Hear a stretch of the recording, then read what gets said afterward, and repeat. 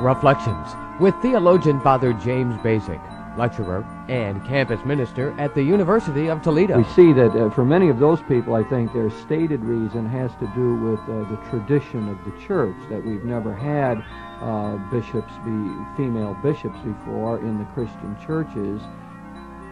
Today on Reflections, Father Bacik talks with Ernie Sibley, vestry member of Trinity Episcopal Church in Toledo, Ohio. The topic of this week's Reflections is the consecration of Barbara Harris, theological dispute. And now, here is Father Bacik. Ernie, I want to talk with you a little bit about the recent ordination of Barbara Harris as a bishop in the Episcopal Church. This ordination has received a lot of publicity, and I think it's worth exploring from a number of different angles. Since you're a member of the Episcopal Communion, I wonder if you could say a few words about the kind of responses you've heard within the Episcopal community. Then maybe I can try to look at that in some larger perspective. Okay, Jim. Predictably, we've had a whole range of response in the Episcopal Communion, from complete apathy and disinterest to exhilaration to total dismay. My own personal response has been one of great excitement. There are a few caveats in her ordination in terms of how women bishops will be dealt with in the United States, which personally are for me something of a problem. For instance, in the recent General Convention, and we hold one I think every 2 years, we recognized that we would have a female bishop sooner or later, and we had to decide, basically, the bishops had to decide what they would do regarding the churches where she might go, be invited for confirmations and ordinations. And having a particular diocese, did every diocese in the state of Massachusetts have to accept her? And the bishops, in their wisdom last year, decided that the particular parishes would have an option of not accepting her, and that they could invite a male in. Well, I was somewhat irate about that, but of course personally thrilled and delighted with the fact that we had the first woman bishop in the Anglican Communion, in the American Episcopal Church, and basically in the Catholic tradition. I wonder if we could say a little bit more about Barbara Harris. She's a black woman. The news reports have said that she's divorced, and she's only been a priest for 8 years. She has quite a varied background, as I understand it. Yes, she does. Now, she also didn't go to seminary, which is certainly an unusual career track. I have never met her. I have heard her recordings, tapes of her talks, and it's apparent to me that she's very intelligent, very solid, and certainly liberal. Part of the problems, the dismay expressed in many areas, has been because she didn't go to seminary and didn't come up the traditional way. She's never had any parish church experience, for instance. Now, a good friend of mine was one of the 4 people who ran against Barbara Harris in Massachusetts, a lady from the Diocese of Newark named Denise Haynes. Denise came in second. The 2 males came in third and fourth in the election, interestingly enough. It's rather hard to get people to discriminate what negative responses they feel one from another. I don't know if her being black is part of the issue. Separating black from female, from divorced, from never having gone to seminary, from people's natural resistance to change, from their concern with ecumenism, or like all of above. It's hard to discriminate. Yes, you see the various news reports again, and people will claim one or the other factors of why they have not been happy with her selection. I noticed that some of the Episcopal bishops have been very upset about this. I noticed a news report recently, a bishop in the South, I'm thinking South Carolina, was going to resign from his position in protest over the ordination of Barbara Harris. So we see that for many of those people, I think their stated reason has to do with the tradition of the church, that we've never had female bishops before in the Christian churches, at least in the churches that think of their bishops as being successors to the apostles. That's probably a good thing to get in the mix here. I think we've had women Methodist bishops who have been seen more as administrative officials.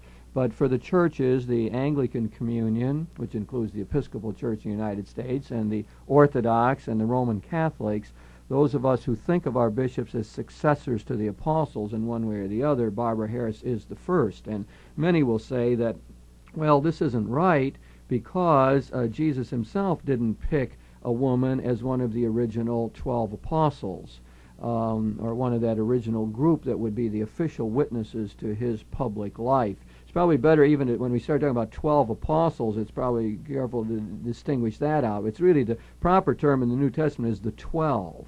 They are the original witnesses to Jesus' life from the time of the baptism by John all to his public ministry. The word apostle, which comes from the Greek word apostolane, which means to send, is a wider word, so that Paul called himself an apostle and Barnabas was an apostle. And so we have a larger grouping here of those who are officially sent out. So I think that the real argument is not so much about a successor to the apostles as a successor to the 12, is the theological argument as it arises, 12 being a more narrow phrase than the apostles. In fact, I think it's even in the last chapter of Paul's letter to the Romans, there's many scholars who feel that there is a woman listed there as one of the apostles, and that the people had textual problems with that, and that's been altered. So there'd be some scholars who would say, well, you do have a precedent for a woman apostle. Look at the last chapter of Paul's letter to the Romans, and you'll see a woman listed there. So it gets to be a tricky question, but what the objectors are saying, I think, is that Jesus did not pick a woman as one of the 12, and that therefore we shouldn't have a woman as a successor to the 12, functioning as an official bishop. That's a very difficult theological argument. I would say on the other side of it, the answer to it is, from the liberal, more progressive side, is that Jesus could not have picked a woman to be one of the 12, because the 12 exercised this leadership role and eventually presided at the Eucharist, and it was simply impossible in that culture to have a woman do that. In fact, my own mentor, Karl Rahner, has reversed the argument, and he says that the burden of proof is really on those who say that women cannot be ordained priests and bishops, because they have no sort of prima facie evidence in the biblical tradition that would say you can't do it, because Jesus didn't do it for cultural reasons, sociological reasons. Women were excluded from the religious discourse. They could not function as leaders. The society was totally patriarchal, totally sexist, and women simply had no official role to play. Therefore, they couldn't be bishops. And therefore, we can't start out by saying, well, Jesus didn't pick a woman as a bishop, therefore we can't have them today, because we figure he didn't do it because of the cultural conditioning of the times. So Rahner reverses it. And this is the way he responded to a famous statement made by the Vatican in 1976, in which they said that women could not be priests for traditional reasons, and because, terrible kind of argument they used, because physically, anatomically, they didn't conform to Jesus. In other words, they were not of the male gender, and therefore they couldn't be function as priests or bishops as well. So this begins to turn it around, but that is the debate that is going on and that Barbara Harris has really occasioned in the church. That debate, I think, will continue to move along. I would say most theologians today in the United States, in the Catholic community that I'm familiar with, the majority would say they see no convincing biblical or theological reason why women cannot be ordained priests and therefore could not be ordained bishops. But I think that argument is going to simmer for a while. But I'm just trying to specify, Ernie, you said there's these many reasons why people are against it. One is definitely theological, and I think there's people of very good will who, when they read the biblical evidence, come up to the conclusion we should not have women bishops.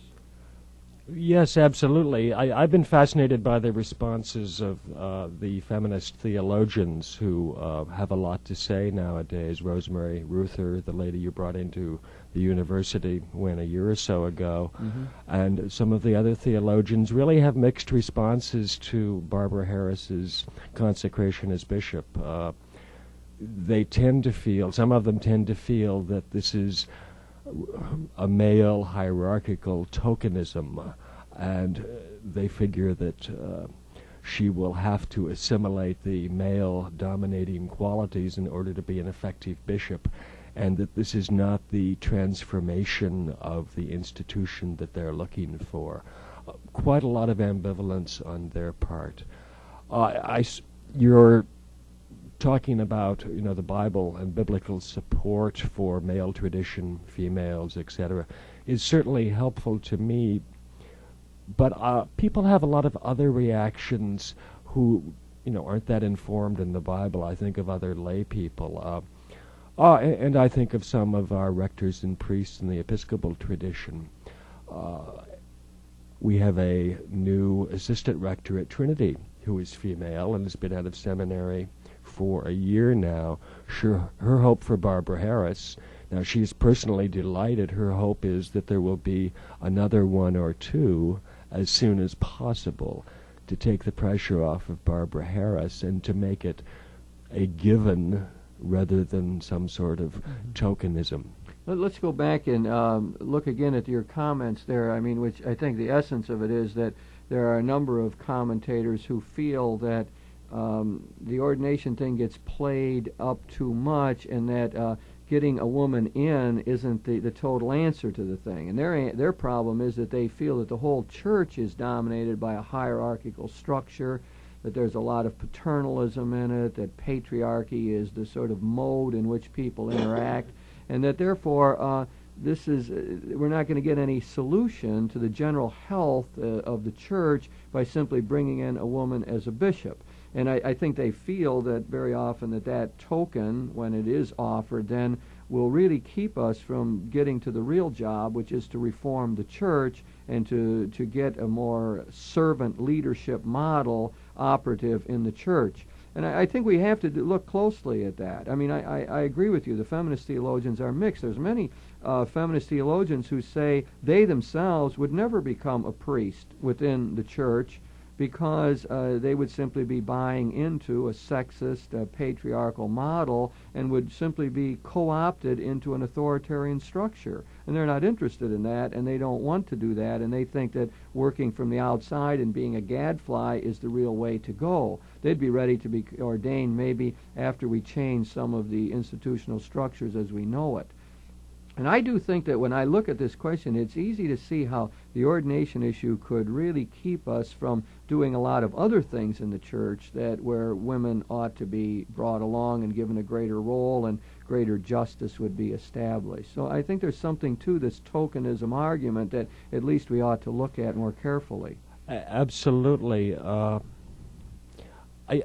think there are some parallels between the feminist theology, which is currently being developed, and liberation theology and black theology, and where a group has to become separated and develop their own experience and their own theology off of their experience before they can come back and transform and come back in as full partners in the traditional church, so to speak, and looking at Central and South America, or some of the black power experience in the 60s and 70s, where they were no longer willing to settle for tokenism and male or upper middle class white ground rules. They weren't going to play that game. There had to be the transformation.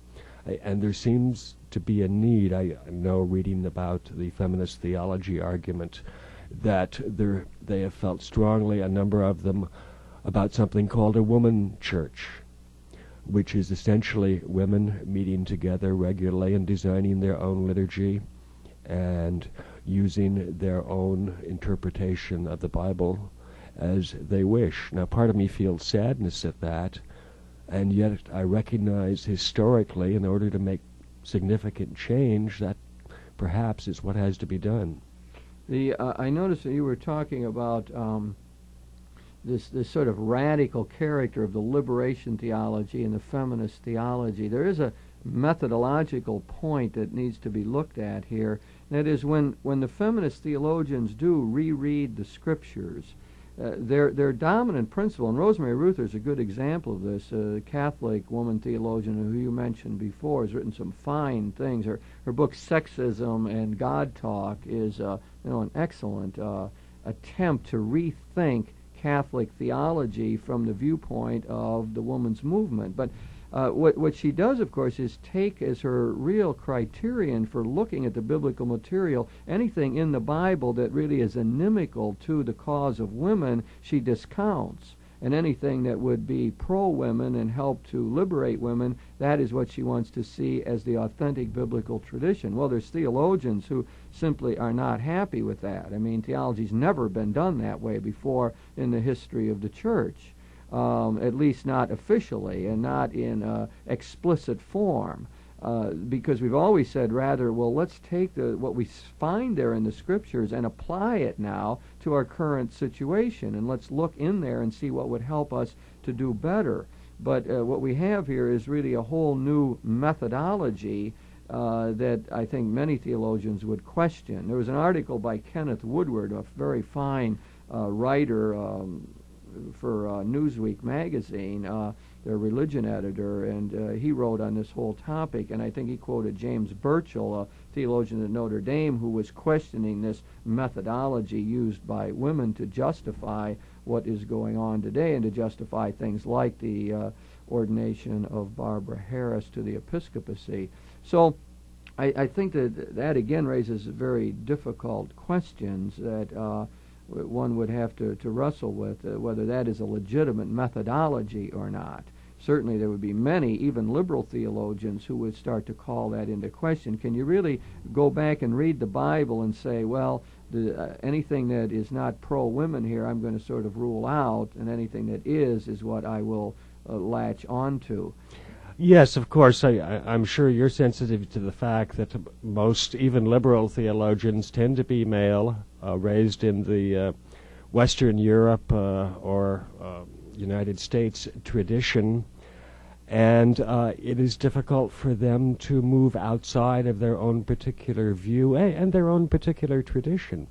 I think of the philosophical tradition of skepticism, which theoretically a mature adult should bring to all issues. And it doesn't seem to me that this particular mode of biblical analysis is unfaithful to the idea of skepticism. You think of a proper skepticism that would question and probe and search. Exactly. And not simply accept things because authority has said this or that we've always done it this way. Right. Yeah, and I think, well, any honest pursuit of truth is going to have some element of that skepticism. I suppose we hope we don't come down into a final position of skepticism where everything is relative and we can't say anything with any certitude at all, and one opinion's as good as another, which I might call rather a relativism, I guess. So, but that healthy searching attitude, and I think that's what an event like Barbara Harris can do. I mean, this is an event. This is a media event. It makes the magazines.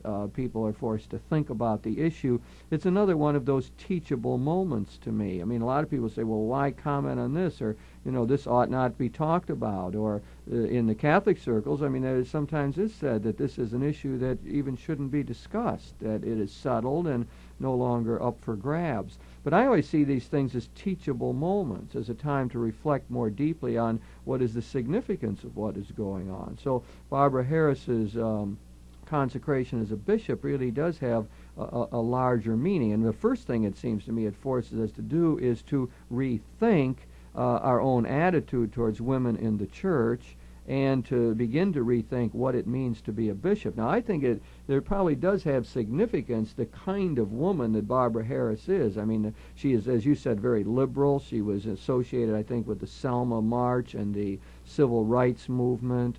She has a background in the business world, and I guess she's been prominently associated with more liberal cause, and I suppose what we would call today the liberation causes, the attempt to free people up either from racism or sexism. So, that is factored in people's minds. But the point I want to get to is that that's not the total picture. I mean, it has greater significance beyond that, because what it's forcing people to do is ask themselves the larger question of what is the proper role of women in the church. Yes, but of course a lot of that is being focused on Barbara. My sense of her style is that it's much more invitational than abrasive. Now, certainly she makes a stand, but she doesn't go into the pulpit in order to aggravate people. She doesn't seem to have any hidden agendas of speaking for all women or speaking out against the church as an institution. My sense is that she would, yes, like to be Bishop of Massachusetts, and will be within a year. Yeah, we might specify that a little bit. I guess she's called a suffragan in your communion. Right. Yes, which would be an assistant kind of bishop. Until the bishop retires, which is usually within a year or so. Then she will. But what do you mean it's usually within a year or so? After she's consecrated as bishop, then a year or two later, she will become the Bishop of Massachusetts. Oh, really? Well, yeah. What will happen to the present bishop? He retires. Retires, yes. You mean they only would appoint her when he is within retirement age or close to it? Is that what they do?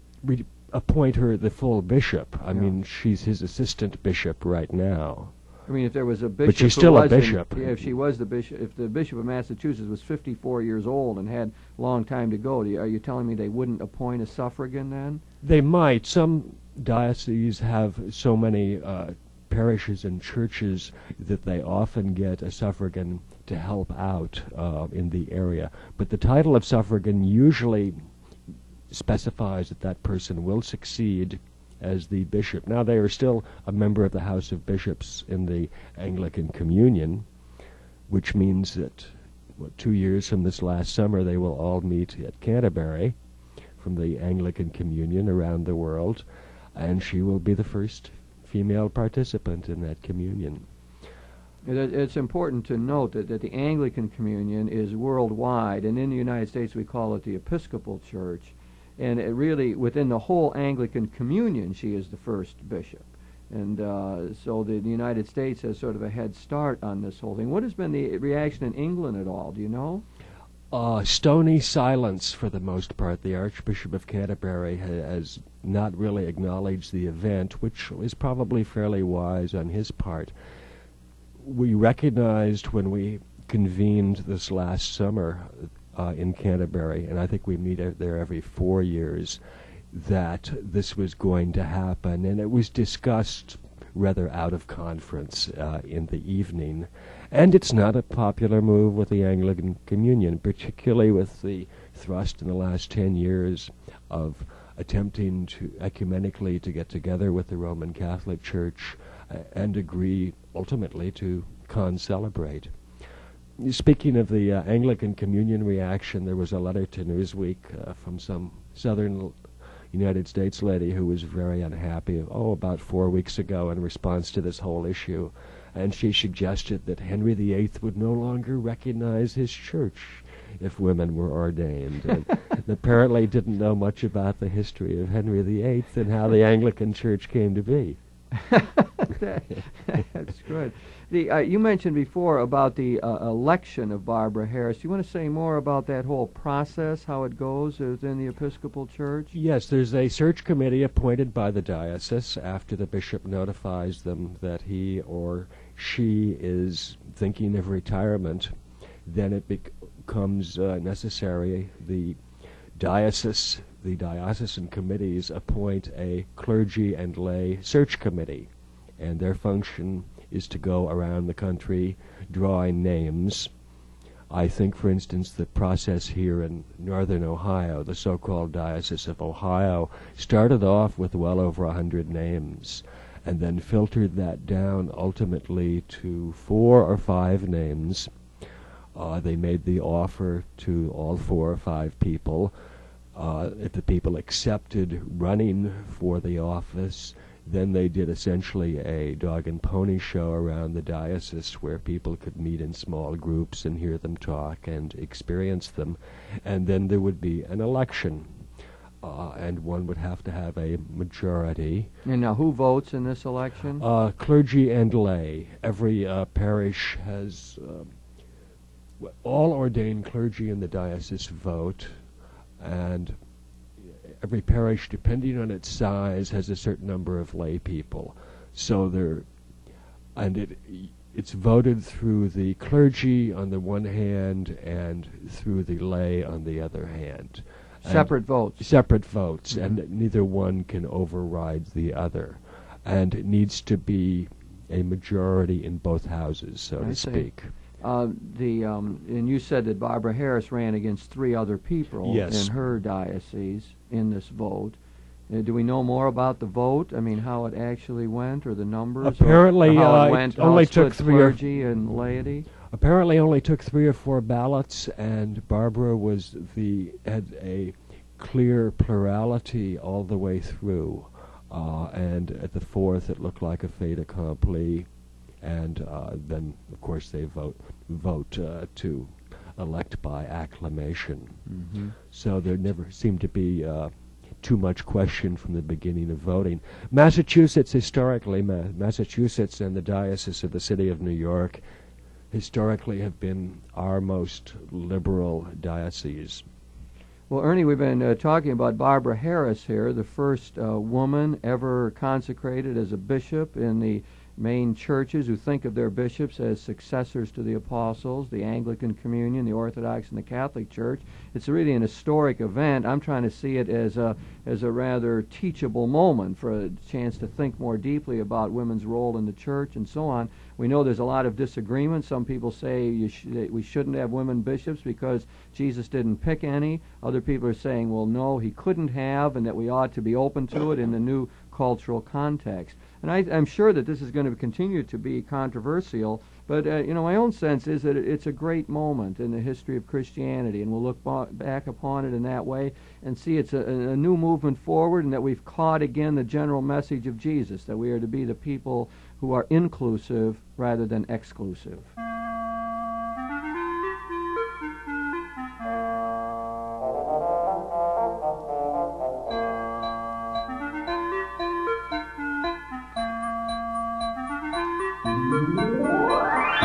You've been listening to Reflections with theologian Father James Bacik, lecturer and campus minister at the University of Toledo.